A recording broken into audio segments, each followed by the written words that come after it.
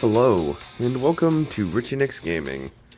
Today, we will be continuing the World 2 League Championship, and it is game 4. We're one game down, but we should be able to tie it up. Please like, please subscribe, please share. Don't forget to follow me on Twitter, at RichandXGam1.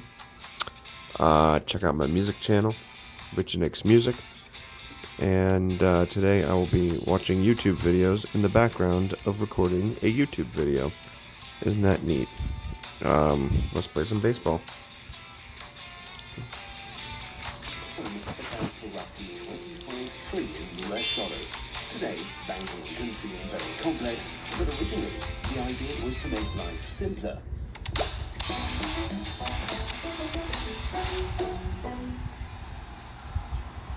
11th century Italy was the center of European trading. Merchants from all over the continent met to trade their goods, but there was one problem. Too many currencies and had to exchange their money constantly. This exchange business, which commonly took place outdoors on benches, is where we get the word bank from the word banco, Italian for bench. The dangers of traveling, counterfeit money, and the difficulty of getting a loan got this model. Pawnbrokers started to give credit to businessmen, while Genoese merchants developed cashless payments. Networks of banks spread all over Europe, handing out credit even to the church or European kings. What about today? In a nutshell, banks are a no-risk management business. This is people keep their money in banks and receive a small amount of interest.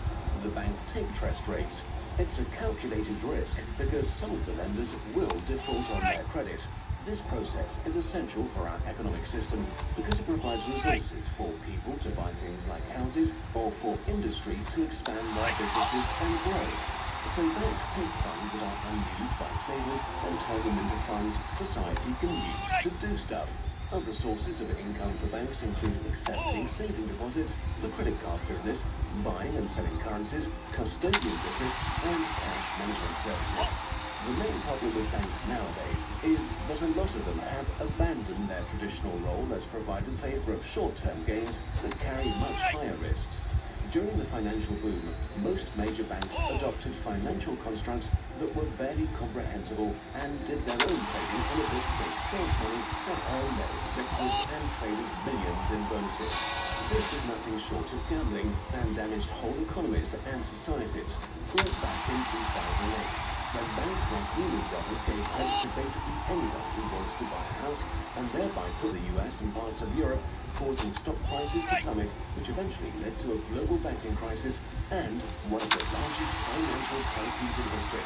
Hundreds of billions of dollars just evaporated. Millions of people lost their jobs and lots of money. Most of the world's major banks had to pay billions in fines, and bankers became some of the least trusted professionals.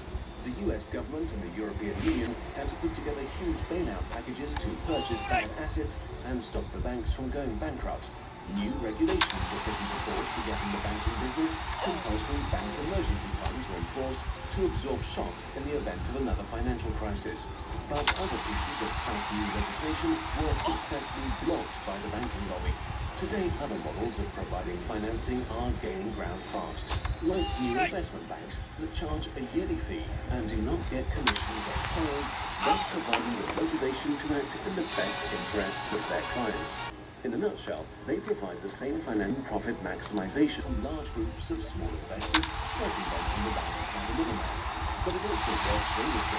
Lots of new technology companies started out on Kickstarter or Indiegogo. The funding individual gets the satisfaction of being part of a bigger thing and can invest in ideas they believe in, while spreading the risk so widely that if the project fails, the damage is limited. And last but not least, microcredit. Lots of very small loans, mostly handed out in developing countries that help people escape poverty. People who were previously unable to get access to the money they needed to start a business because they weren't deemed worth the time. Nowadays, the granting of microcredits has evolved into a multi-billion-dollar business. So banking might not be up your street, but the bank's role of providing funds to people and businesses is crucial for our society and has to be done. Who will do it and how it will be done in the future is up for us to decide though.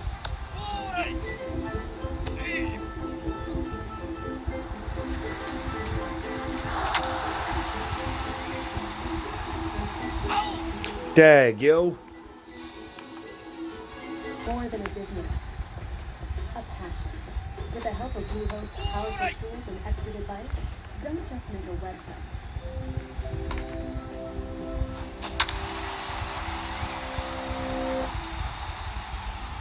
Mastering any physical skill, be it performing a pirouette, playing an instrument, or throwing a baseball, takes practice. Practice is the repetition of an action with the goal of improvement, and it helps us perform with more ease, speed, and confidence. So what does practice do in our brains to make us better at things? Our brains have two kinds of neural tissue, gray matter and white matter. The gray matter processes information from the brain, directing signals and sensory stimuli to nerve cells, while white matter is mostly made up of fatty tissue and nerve fibers. In order for our bodies to move, information needs to travel from the brain's gray matter down the spinal cord through a chain of nerve fibers called axons to our muscles. So how does practice or repetition affect the inner workings of our brains?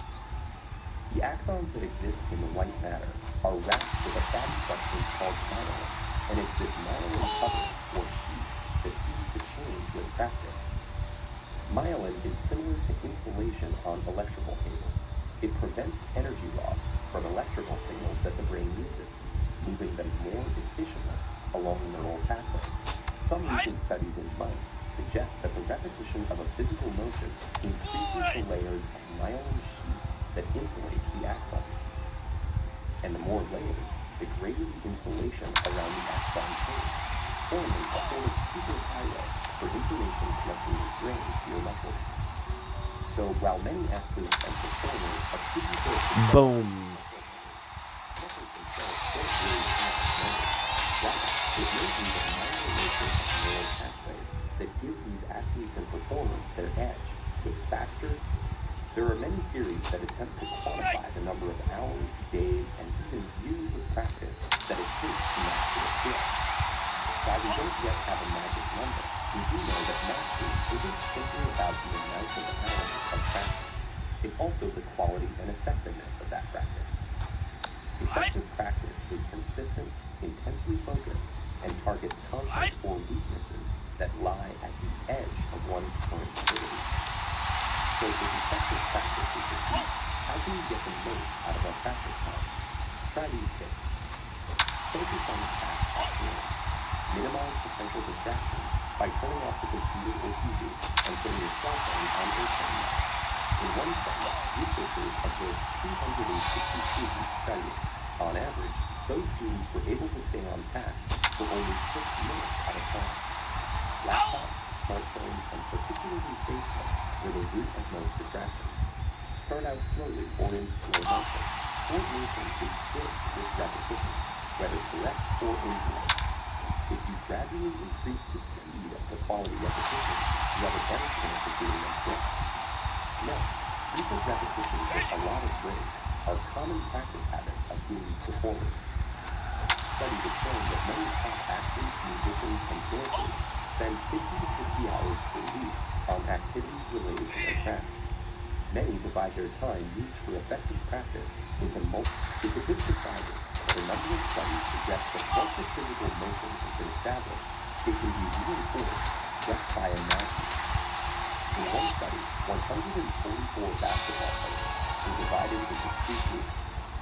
Group A physically practiced one-handed free throws, while Group B only mentally practiced them. When they were tested at the end of the 2-week experiment, the intermediate and experienced players in both groups had improved by nearly the same amount. As scientists get closer to unraveling the secrets of our brains, our understanding of effective practice will only improve. In the meantime, effective practice is the best way we have of pushing our individual limits, achieving new heights, and maximizing our potential. I need to practice music more often.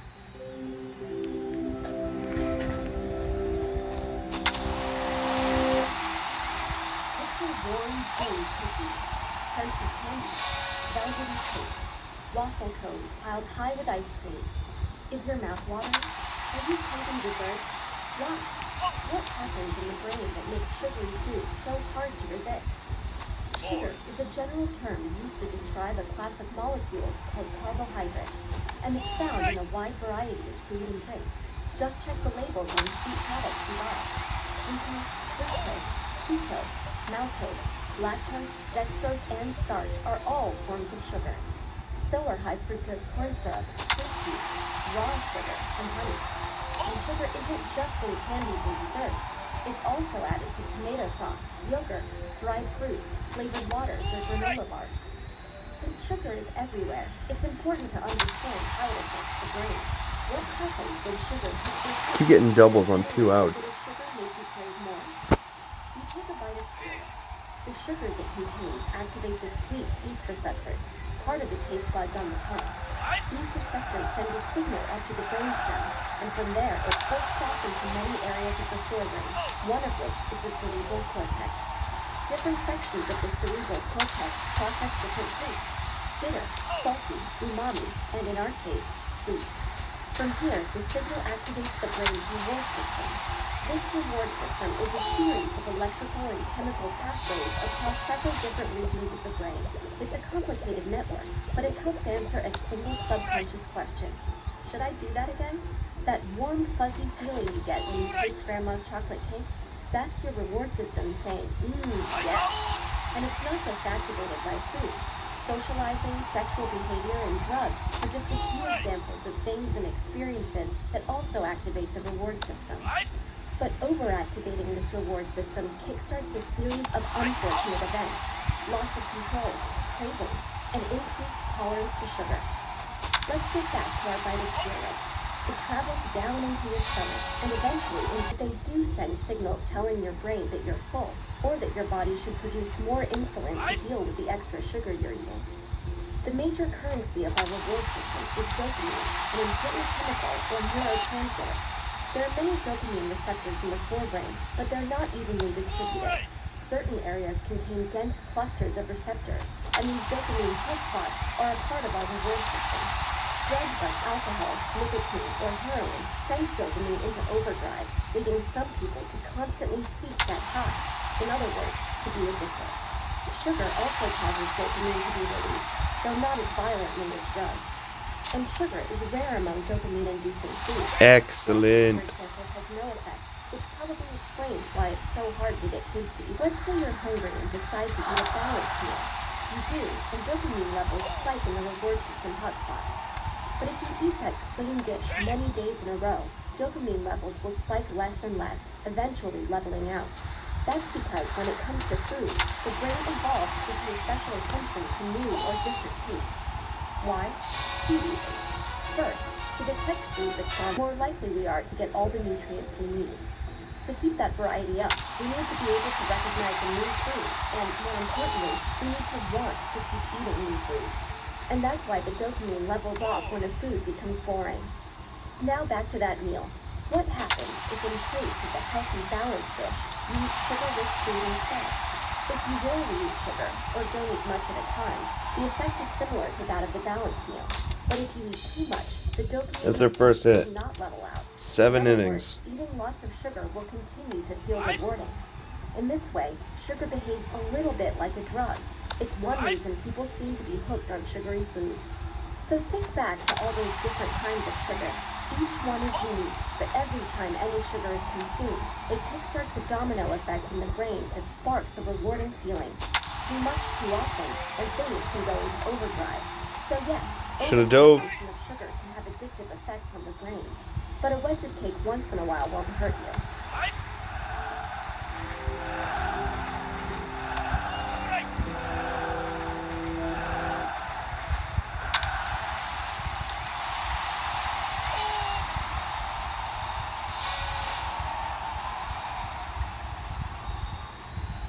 At Carvana, no matter what car you buy from us, you get the freedom of a 7-day return policy. Hablas español? Parlez-vous français? Oui. 会说中文吗?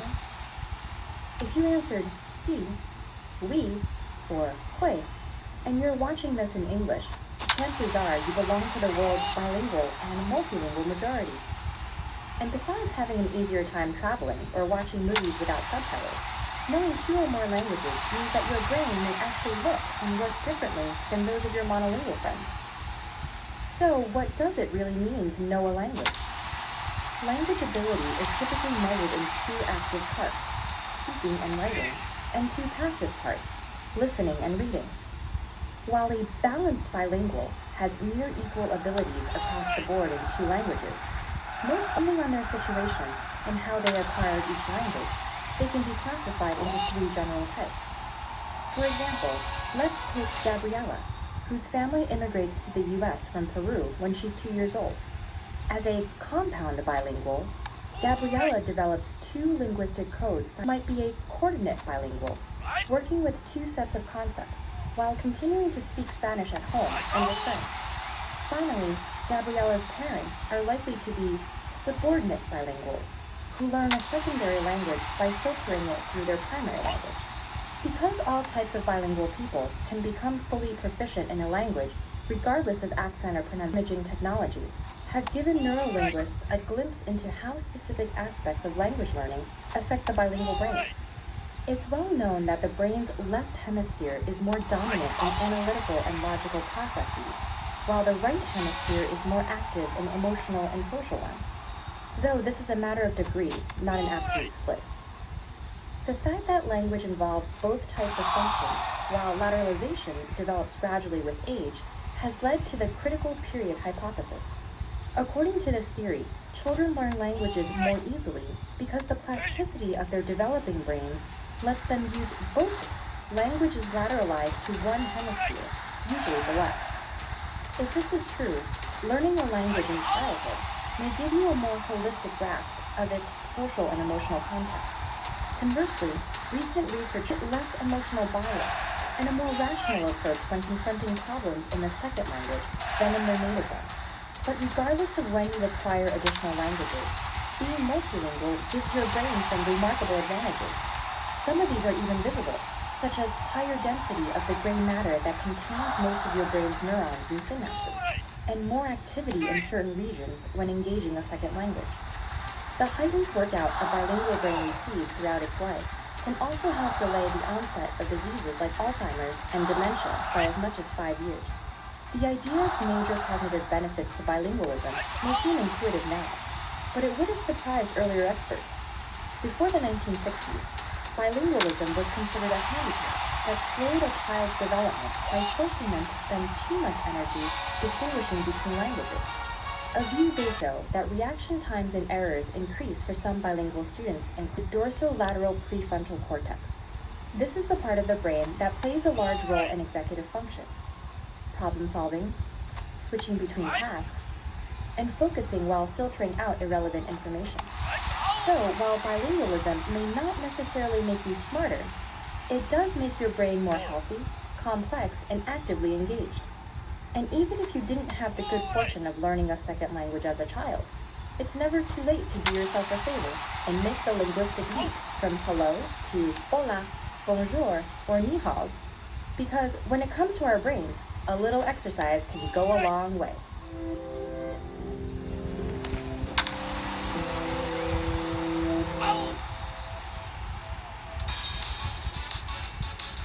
Heck yeah.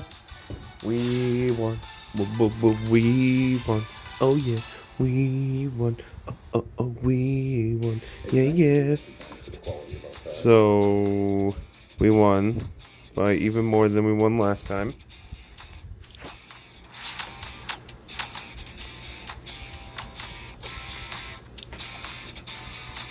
And now we're all tied up at 2. So hopefully this series is only 2 more games. But we'll see. We'll see.